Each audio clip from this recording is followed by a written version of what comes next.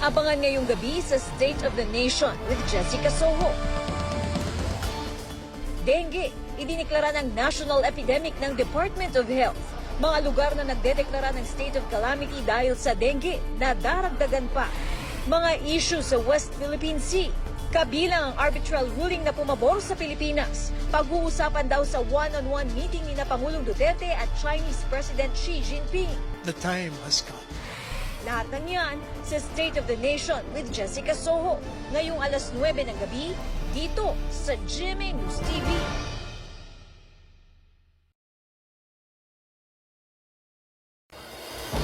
Abangan ngayong gabi sa State of the Nation with Jessica Soho. Bukod sa survey ship ng China na umaaligid di umano malapit sa Siargao Island, isa pa nilang survey ship na mataanding tila may kinukuha daw sa dagat malapit sa Batanes. Mahigpit na pagpapatupad ng Yellow Lane Policy pati na kalituhan ng mga driver, nagdulot na naman ng katakot-takot na trapiko. Ilang OFW sa Hong Kong nangangambang mawalan ng trabaho dahil ang kanilang mga amo gusto na raw tumira sa ibang bansa dahil sa mga kilos protesta.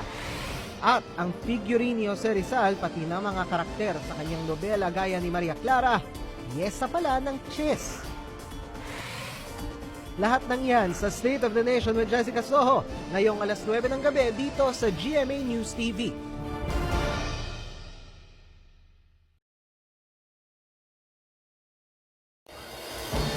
Abangan ngayong gabi sa State of the Nation with Jessica Soho. Ulat ng pahayagan sa Singapore na nakapasok sa Pilipinas ang dalawang suicide bomber itinanggi ng MIAA. Pero mahigpit na seguridad sa ilang target umanong simbahan ipinatutupad pa rin ng AFP.